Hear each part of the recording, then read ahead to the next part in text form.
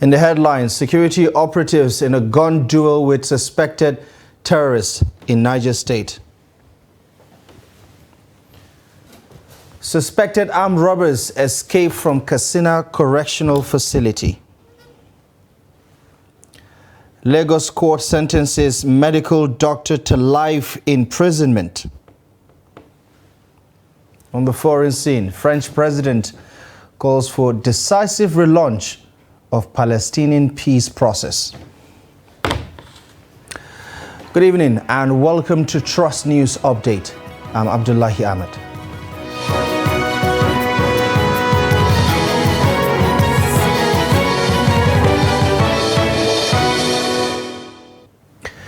We begin in Niger State, where it was a chaotic Tuesday morning for residents in Beganu area of Minna, the Niger State capital, as security operatives engaged suspected terrorists in a shootout for several hours.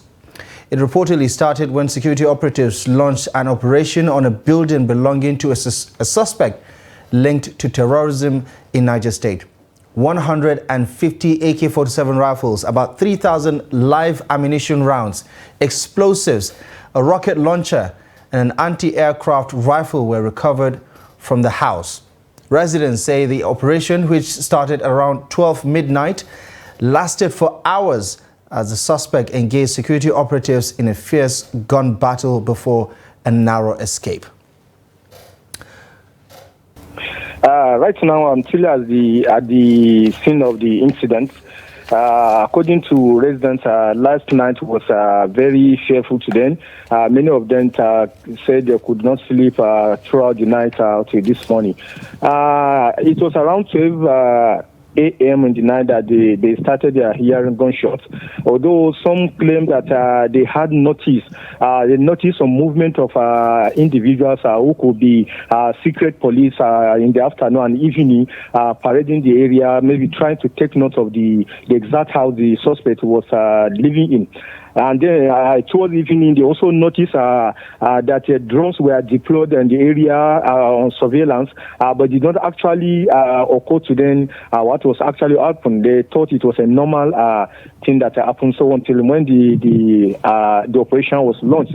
However, according to them, a security source told me that when security operatives arrived the area to carry out the operation, their movement was noticed by the suspect with through CCTV camera installed in his house, which they later discovered when they got entrance. So he was forced to start firing, and then the security operator responded for hours, but he was eventually able to bring down part of the fence of his house through, they said, through a rocket launcher, and then through which he escaped. However, his wife and children were apprehended. They said that he moved into the building less than 2 years ago, which he bought, a computer building which he bought, and since he arrived the area, he did not allow his wife to mingle with people in the area. His wife is always in the car, and then children who go to a nearby Islamia, and he's not always outside too. So people did not know much about him until yesterday. However, during the operation, the nearby house, a fence of the nearby house was also brought down by what people suspected to be explosive, because a part of the fence and also entered a parlor of the neighboring house was brought down aside his own fence that was brought down through which he escaped. Right now, security operatives have not responded to my inquiry so far, because even when I arrived there this morning around 10 to 11, police were still on ground, though I took permission from them to be able to survey the building, which they granted, but none of them could speak to me except those who told me things on condition of anonymity. And also I tried to contact the police people, but he has not responded yet. But I will, for now, there's no official statement from either the government or the security operatives as regard to the operation.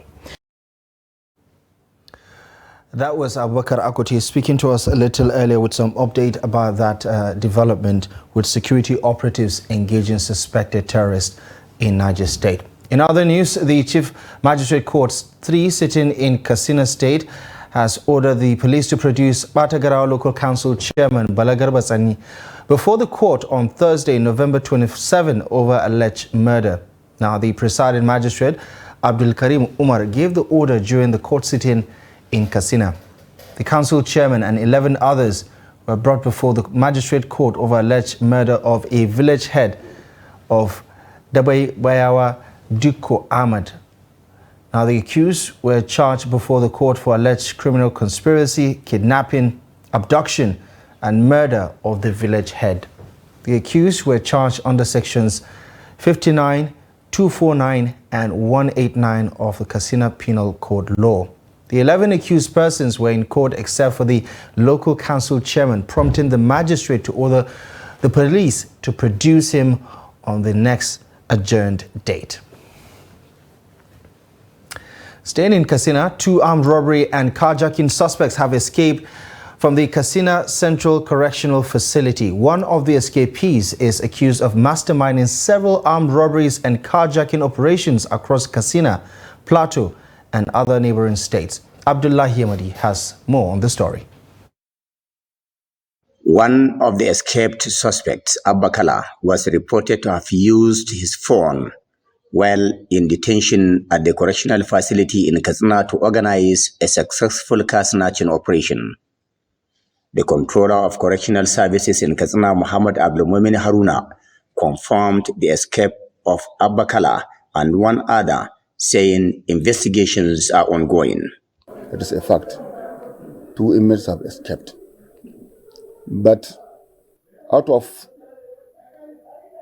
collaboration and synergy with sister agencies and other stakeholders, we were able to recapture one. But one is still at large. And we hope very soon, by all measures in place and by all hands that are on deck, that one will also be recaptured very soon, God willing. The question many Katsina residents are asking is how can the 2 suspects sneak out of a well-secured place like prison without detection by security operatives, knowing full the magnitude of their offenses and the dangers their escape poses to the people. There are growing concerns and apprehension in Katsina over the unfortunate disappearance of the 2 dangerous suspects from the correctional facility, even as authorities are reassuring that there is no cause for alarm and one of the escapees has been rearrested. Once we have an escape, as I've told you, it's something right from the era of this service. There are laid down rules and regulations. So, and at a point when investigations are being on, and prior to the recapture and prosecution of the escapees, we don't discuss details of what has transpired. Because by discussing, it is as if you are going to a war. And now you are revealing your strength, ability, and weaknesses to the opponent. Rights groups in Katsina are, however, alleging connivance with the officers of the service to free the robbery suspects. You can't have a prisoner, a criminal of a magnitude to somebody like Abba Kala escape prison just like that. Why should such person be, handled with levity? He had to be monitored thoroughly while he is in the prison. So for him to escape again, then it raises more questions that the prison service, has to explain to the public. Though residents commend the authorities for briefing the media on the incident, they want security to be beefed up around the facility and thorough investigations into the matter be carried out to prevent repeat of the security breach. Abdullahi Ismail Ahmadi, Trust Television News, Katsina. And in Benue State, the House of Assembly has issued Governor Hyacinth Alia a 72-hour ultimatum to appoint a special advisor on security. The House said this is due to its inability to reach security agencies for a timely response to on the 2-hour Otupo bank robbery by armed robbers this week. Now, the ultimatum by the state legislature followed a motion moved by the member representing the Otukpo Akpa State constituency in Benue State, Angbo Kennedy, who, among other prayers, wants all hotels and leisure spots across the state to open mandatory ledgers on all guests. The Speaker, Aundua Daju, while ruling on the prayers, gave the governor a 3-day ultimatum to appoint a security advisor in Benue State. One of the lawmakers, Godwin Edo, who escaped the Otukpo bank robbery incident where dynamites were used as explosives, lamented his inability to reach out to anyone from the state for lack of substantive security advisor. He also says he could not reach anyone at the local government level where the chairman in the states have remained suspended since June this year. Angbo prayed that the security agencies should, without delay, establish immediate and remote causes of the attack and fish out perpetrators of the dastardly act. While staying with that development, the Nigerian Senate has called on security agencies to probe the Otukpo bank robbery attack on Friday, which claimed the lives of 8 persons, including 4 police officers. It also called for a comprehensive report on the lack of intelligence and alertness on the part of the police on the day of the attack. Now, following the motion moved by Abba Moro of the PDP from representing Benue South, the Senate observed a minute silence in honor of the dead victims of the Otukpo bank robbery.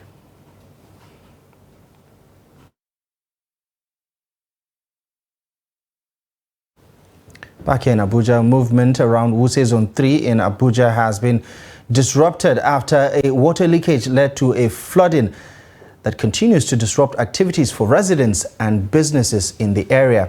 The 3-month-old incident is greatly inconveniencing motorists as the road remains barricaded to control the flow of water. The report.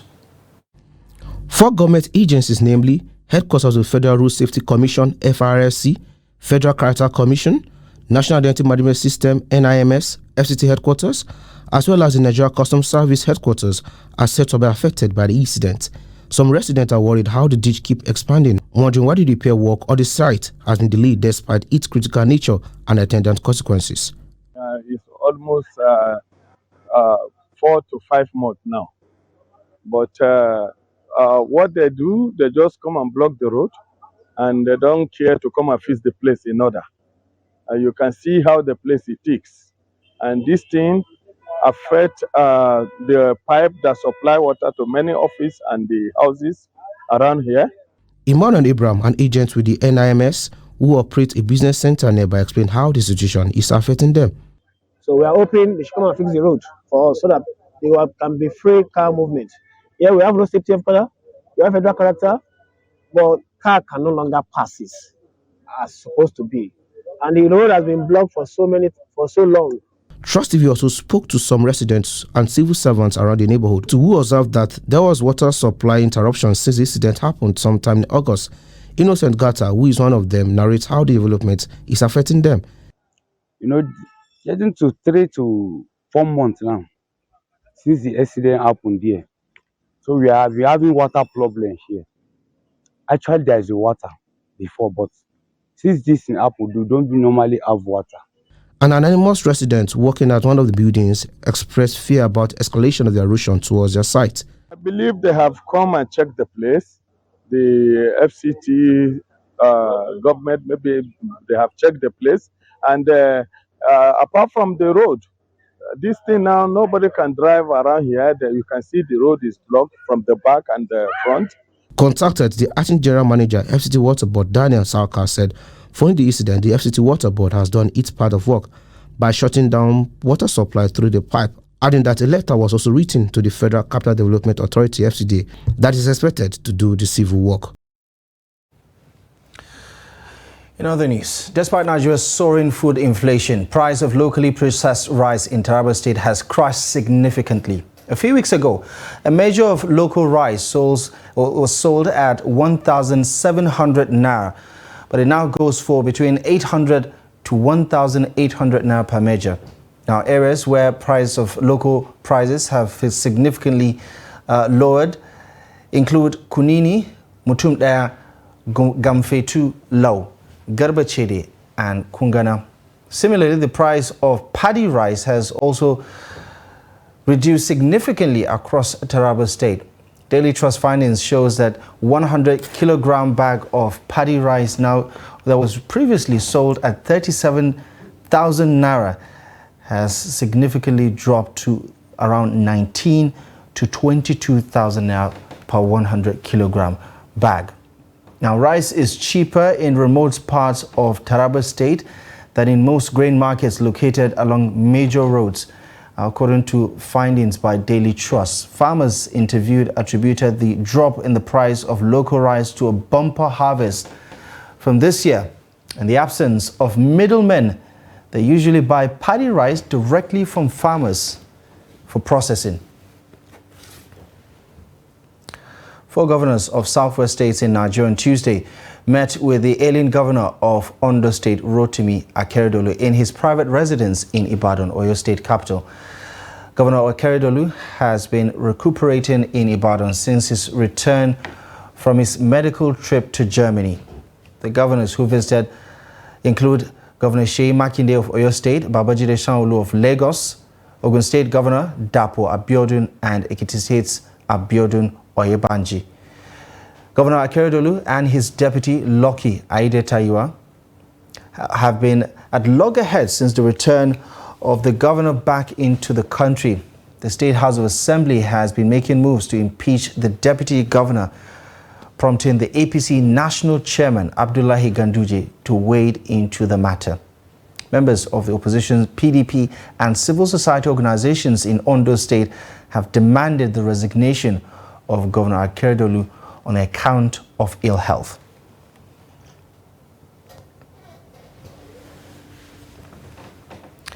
This is Trust News Update. Coming up ahead, we take a look at the controversy surrounding the relocation of trained coaches from Borno to Plateau State. More on this and many other stories coming up ahead in just a moment.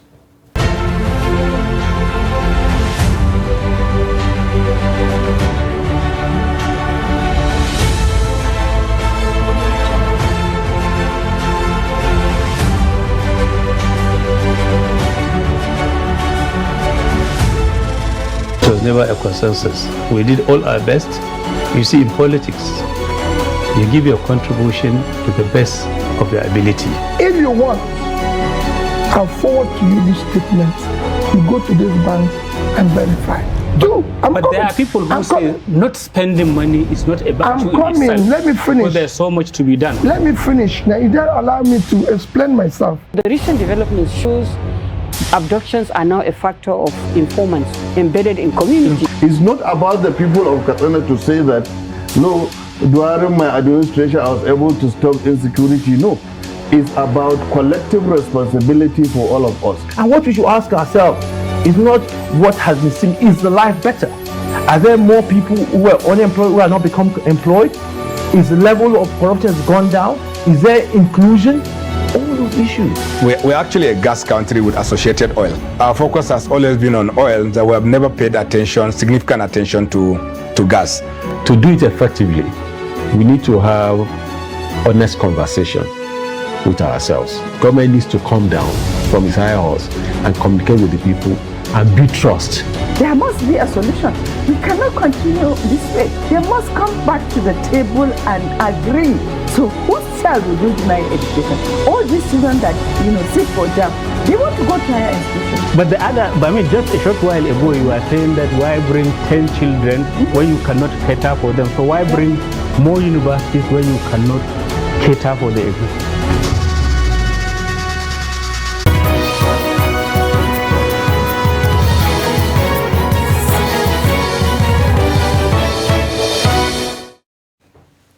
Welcome back to the news. A quick reminder of our top stories at this hour. Security operatives engage suspected terrorists in a gun battle in Minna. 2 suspected armed robbers and carjackers escaped Katsina Correctional Facility. To Lagos State, where Justice Rahman Oshodi of the Lagos State Sexual Offences and Domestic Violence Court sitting in Ikeja, Lagos State on Tuesday sentenced Dr. Olufemi Olale, the medical director of Optimal Cancer Care Foundation, to life imprisonment for the defilement of his wife's niece. The judge sentenced the medical doctor after he found him guilty of the offence of defilement and sexual penetration of a minor. The court held that the prosecution was able to prove its case beyond reasonable doubt and that all the evidence before the court corroborated that of the victim. The Director of Public Prosecutions, Dr. Babajide Martins, told the court that Dr. Olale had committed the offences sometime between February 2020 and November 2021. Olale was accused of unlawfully having sexual intercourse with his wife's 15-year-old niece. Following a not guilty plea, Justice Oshodi granted him bail in the sum of 50 million naira with two sureties and like sum who must have landed property in Lagos. Now, during the trial, the convict's wife, Aderemi Olale, told the court that her husband has been sexually abusing her niece during her stay with him. The witness narrated to Justice Oshodi that the girl confessed to a relative and the driver that the doctor had been sleeping with her and threatened to kill her and the witness if she told the courts. We saw that justice is not for sale in this country. Today, we saw that the Lagos State government is matching action for its words. When you find that you are in a system that is functional, irrespective of bribery and corruption, because even before this judgment was read out, he was still trying to bribe the girl. He picked her up, sent her mother and herself money, tried to divert and subject the court of justice. It didn't work. And he told me, Auntie, he entered me. I said, okay, maybe only one time. She said, and I quote, plenty times. I held this information to myself until this judgment. Even the wife does not know. Courage and sagacity of the judge was standing firm. Despite intimidation, despite the plan to also hijack the process, he stood firmly and courageously delivered that to part of it. We must commend the judge. Then we must commend Lagos State government for the wonderful job being done in the area of sexual violence. This is justice for every survivor. For every girl, child in Nigeria who have been sexually violated, and you're thinking, when will I ever get justice? This justice is for you.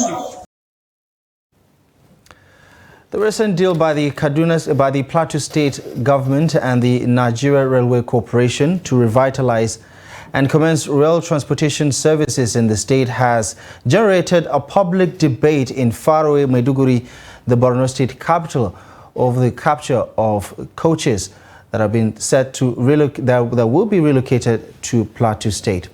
In this report, Dixon Adama traces the situation around the controversy, and his report is presented from our studio.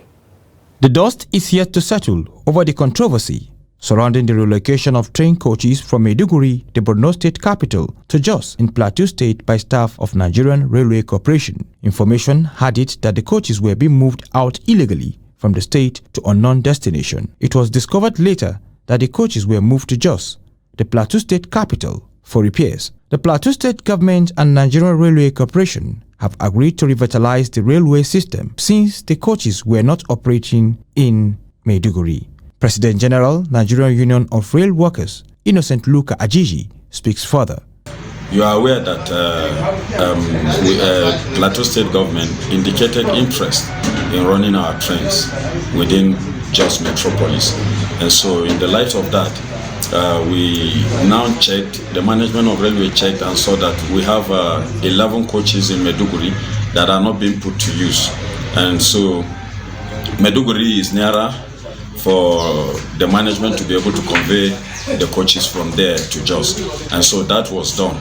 But the first coach arrived and the remaining 10 are still in Maiduguri.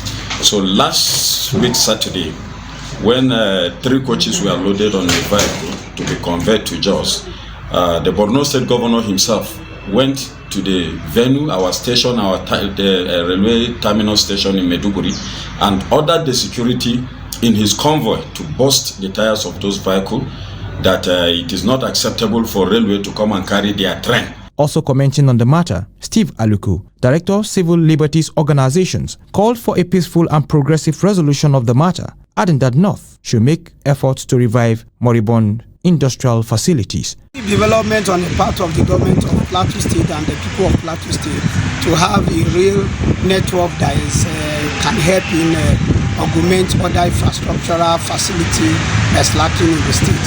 But regrettably, the challenge from Zulu and Borno State government needs to be overcome, and I think the structure of the Northern Governors Forum can use other Governors Forum to make midwife an escape route for the government of Plateau State. And I think, ordinarily speaking, it shouldn't be a major challenge. The rail work belongs to the federal government, and since the rail institution is involved, the rail corporation is involved, I don't think it's a problem that cannot be surmountable. Plateau State Commissioner for Transportation, Jatau Davo Gyang, said the state government entered into agreement with the Nigerian Railway Corporation to revamp the railway system in the state, which is in 3 phases, noting that the deal was with corporation was not intended to be detrimental to any state. On his part, Baba Sheikh Senior, Special Assistant to Governor Babagana Zulum of Borno State, told Trust Television that Governor Zulum maintained his position that the recent attempt to relocate railway coaches from Borno to other parts of Nigeria was done in suspicion and unfair manner, noting that the state government was not informed until residents intercepted movement of the coaches. Let's take a look at developments on the international scene now. French President Emmanuel Macron on Tuesday proposed a regional and international coalition to fight against terrorist groups during a visit to Israel. Following a meeting with Israeli Prime Minister Benjamin Netanyahu in Jerusalem, Macron called for a decisive relaunch of the Palestinian peace process. Macron arrived in Tel Aviv on Tuesday morning to meet with Israeli President Isaac Herzog, Prime Minister Benjamin Netanyahu, former Defense Minister Benny Gantz, and main opposition leader Yair Lapid. Macron is set to meet with Palestinian President Mahmoud Abbas in the West Bank city of Ramallah on Tuesday. The death toll in Gaza rose to 5,791, including 2,360 children, the Hamas-run Gaza Health Ministry said on Tuesday. The Israeli military put the number of people taken hostage by Hamas on October 7 at 222. The official number of people killed in the Hamas attack has not been revised since Saturday. It remains at 1,400. But that's all the news for now. Check back later at 9 o'clock for today's bulletin. But of course, feel free as always to catch up with most of our content across our social media platforms. And you can visit trusttv.com for the latest news. My name is Abdullahi Ahmed. Thank you for watching.